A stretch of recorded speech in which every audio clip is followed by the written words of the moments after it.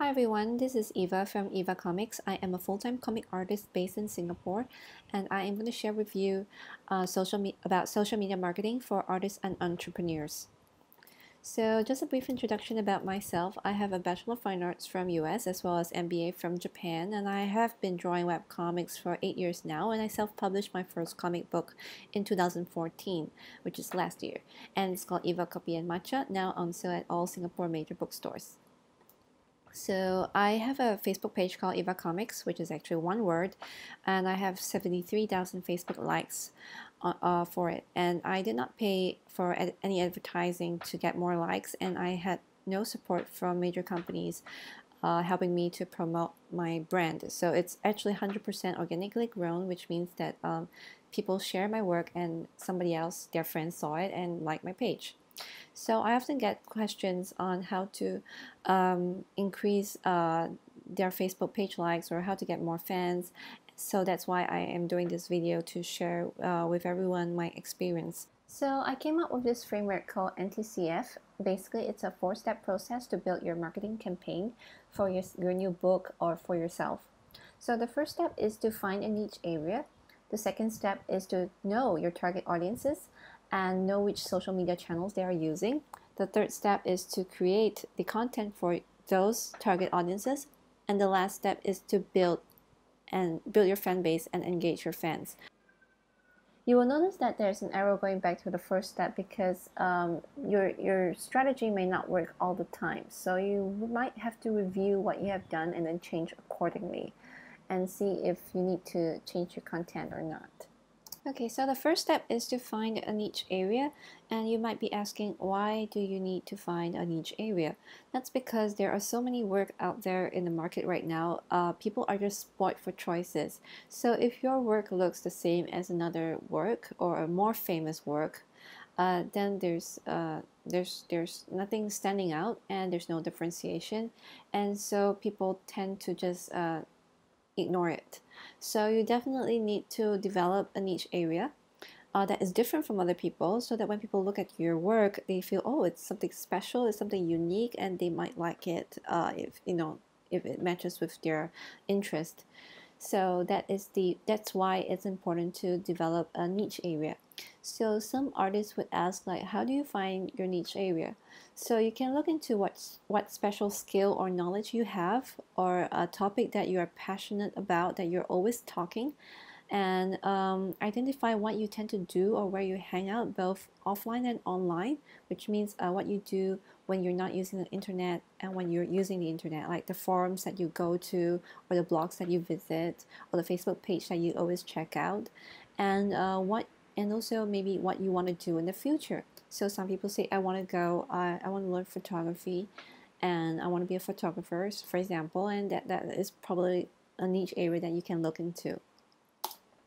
So another useful way to find out your niche area is to run a SWOT analysis. So this is commonly used in businesses to analyze the business and to find out the opportunities and threats for the business. So I think it can be used for yourself as well. So basically, it's like a chart, and it's divided into 4 parts, mainly strength, weaknesses, opportunities, and threats. Sometimes these strengths can be weakness as well. So for example, for Evacomics, I have strength in social media marketing. I have experience living in 3 different countries, and I speak 3 different languages, and I have cute and attractive comics. However, the weakness, which is a lot of artists have, is a lack of funding, no fame, and lack of editing and publishing support, which means no publishers want to publish my work. So of course, based on this, I can actually work out the opportunities from my strength. So since I have experience living in 3 different countries and I am very interested in Japanese content, I could target the Japanese market and comics that teach English. Or I can target foreigners who are very interested in Japanese culture, which is what I am doing right now, and it's quite successful. And target Japanese who are interested about how foreigners view Japan, and etc. Actually, I tried a bit of each, and currently the most effective one for me is to target foreigners who are interested in Japanese culture.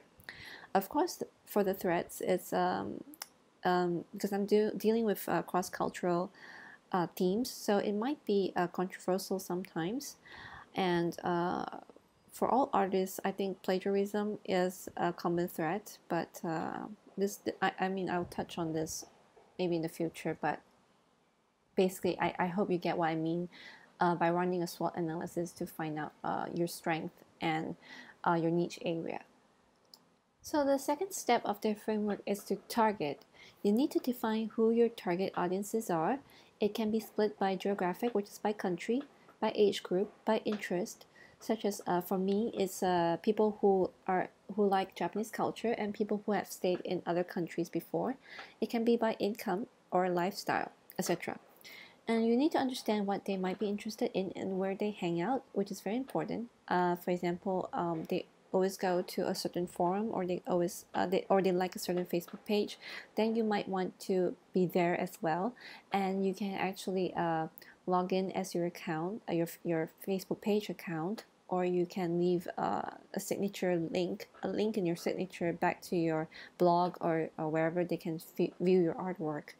And you have to find, so therefore it's very important to find out which social media channels that they are using. So how do you select the social media channel, the right platform? Basically, you can select based on the number of active users. Is the platform popular? Is the user interface matching to your content? Is the new platform popular in the country that you want to reach to? And the type of users who are using the particular platform, which is their behavior. So for example, like in Pinterest, people usually want to share fashion-related pictures or photos. So if you're doing something about fashion, you would consider to do Pinterest as well. Of course, Pinterest is mainly popular in US. So if your target is not in US and maybe in Singapore, then it's better to use Instagram instead. For example, in this chart from We Are Social SG, in Singapore, the top most popular social media platforms are Facebook, Twitter, Google Plus, and Instagram. So let's say you're going to target Singaporeans, you would want to have a presence in these platforms. But if let's say you're going to target Japanese people in Japan, then you might want to do Twitter, Facebook, and Mixi instead. Okay, maybe not Mixi because it's just 4%. So mainly Twitter. So as you can see, it's very different between different markets. So you need to identify which market, if your content is dependent on the country, then you need to look into the popular platforms of that country that people are using over there. So this is a side-by-side comparison that you can run yourself on different platforms that you have shortlisted. So you can divide according to audiences, behavior, style, which is like the interface. For example, Instagram is a square, and the growth potential, like is it likely to grow or it's going to be stagnant. Usually I would not choose a platform that has very little audiences and have very little potential to grow, because that means when you update there, the audiences will stay about the same number. So the step 3 of the framework is to create. So you would have to create accounts at respective social media channels, preferably the same ID if possible for branding purposes, and that are short and easy to remember. So for example, my account ID is Evacomics, which is one word, but when I had it on my Instagram, I had my full name called Evangeline Neo, and actually a lot of people cannot find me on Instagram because it's totally different from my my original brand. So after I reclaimed my Evacomics ID from Instagram, I can see that I have sudden increase of new followers. So that is the importance of having the standardized name for all your channels, which I think is a bit difficult, but please do try. I think it's worth to try. And the next step is to link them up at your own website or blog. So you need to have somewhere where all your social media platforms are listed, and ideally they should be interlinked. So one links to the other, so that you will cover up more, because people might not always check Facebook, so they might check Instagram, and people who are on Instagram might not check Facebook. So it's best to link them up to let them know that there are other platforms to choose to be engaged with your work. To view your work or be engaged with you. You can also consider writing articles or make videos to establish yourself as the expert in that niche area. So for example, I always write about my experiences in Japan, and I share about my, let's say, my holiday experiences, or talk about anything that's Japanese. So, and over time, people would recognize that, hey, this person is kind of an expert in that area, and maybe I should trust her more, or I look into her blog more often. And the next thing is to not just post and ignore, but also monitor the response, if it's good or bad. Although Facebook is kind of irritating and they change their algorithm and scoring system every year, but still a lot of people are using Facebook, and so we cannot ignore Facebook. So nowadays they're promoting something called high quality content. So these are some of the criteria of how they view your post, if it's a high quality content or not, and whether to show it on people's newsfeed. So the first one is this post timely and relevant content? So for example, let's say this is actually called trending topics. So let's say everybody is talking about a flood. Then Facebook will pick up the keyword flood in somewhere, and if a lot of people are talking about it, then they probably think it's the latest news and it's very important. So if you have that content, then your post will get a higher score, and hence show up in people's news feed. More likely to show up on people's news feed because it's timely and relevant. The next one is, would you share it with friends or recommend it to others? So if, let's say, your post gets a lot of feedback, like a lot of comments and a lot of likes and a lot of shares, then Facebook would think, okay, so maybe this post is kind of important and worth sharing. So maybe I should give it a higher score and have it more likely to show on people's news feed. The next one is the content genuinely interesting, or are you trying to game newsfeed distribution? For example, please like my page, please like and share my post, please sign up, for example. So I don't know why, but Facebook might know that you're trying to, get more likes and shares and comments without actual good content. So maybe the score would be lower and less likely to show on people's newsfeed. The next one is, would you complain about seeing this content in your newsfeed? There is something called negative respond. So let's say if somebody unlike your page, or they turn off all notifications, or they stop following you, this is deemed as a negative feedback. So when this happens, Facebook would think, okay, so maybe this is not such a good content after all, and the score drops, and henceforth less likely to be shown on people's top news feed. So what this means is that we need to improve content, which is easy to say, difficult to do. Interact more with your fans, definitely, because I often see a lot of some artists ignoring their fans, which is I think is quite bad. And post stories that encourage comments and shares, not just likes but comments and shares. And you need to definitely diversify into other social media platforms like Instagram or YouTube, or even a blog or Tumblr. And if you have ability to put advertisements on TV, or you can do email newsletter, it's also pretty good as well. So the best time to update, because social media is actually quite real time. It happens in real time, so it's like it happens now. So the best time to update seems to be between 9 to 11 p.m. At night. This is actually Asia Pacific time, so which means about 9 to 11 a.m. US time in the morning in the US. So basically, when a lot of people are online, then they tend to see, there's a higher chance to see your post. However, a lot of people are updating at that time as well, so there's actually more competition as well, which is good and bad. So my advice is to actually experiment on different times of the day to find the best results for your target audience. So for example, if you're targeting a working crowd, let's say in Asia, you might want to post in the morning as well, like between 8 to 9 a.m. before they go to work. But if you're targeting like students, you can even post at 12 or 1 a.m. in the morning because they're still awake at that time. So it really depends, and I think it's best to experiment different time slots that work for you. So the last step of the framework is to build the fan base.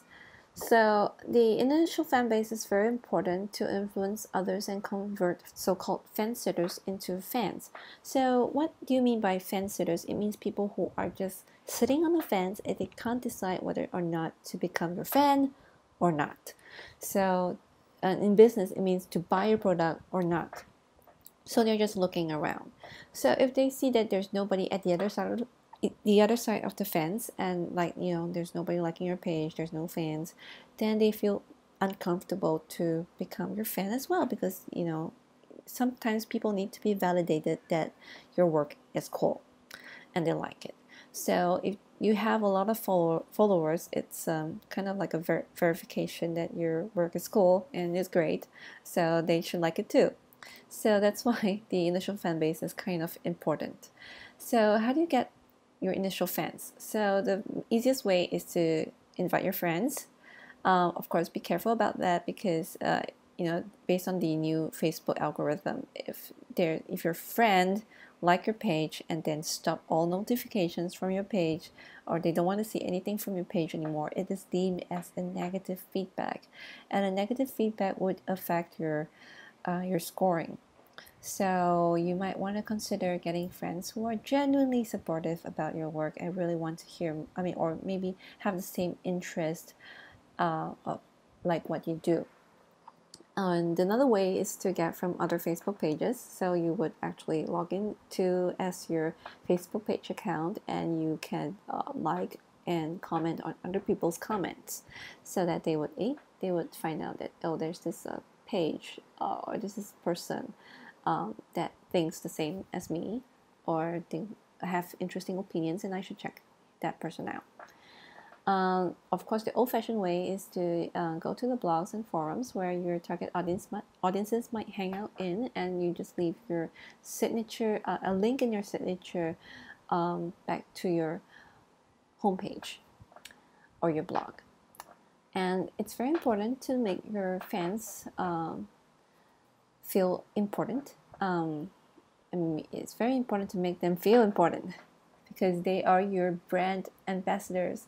So basically, they are the people who will help you to get more fans. They will actually share your work to their friends and say how cool, how great you are, and that's how you get more fans. So you have to make them feel very important and appreciated, and remember to thank them after your events, for them to visit and take time to visit you, because you know, if you ignore them, then people tend to feel unappreciated, and you know, they may stop following you.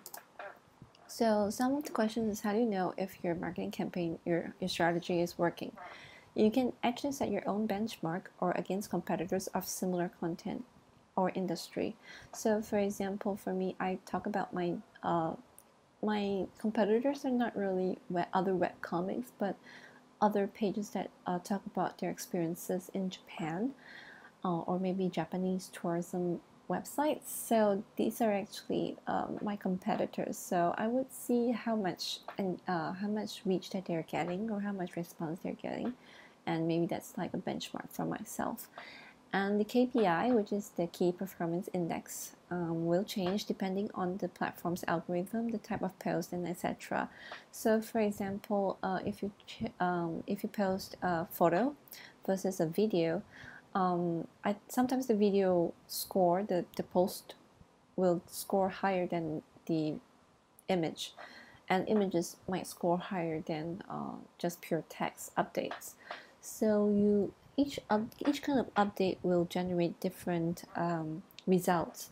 So you cannot standardize every one of them. So you need to change accordingly as well. The results of my strategy is that I have a huge increase in commission artwork, and also the fees charged for doing artwork for companies and individuals.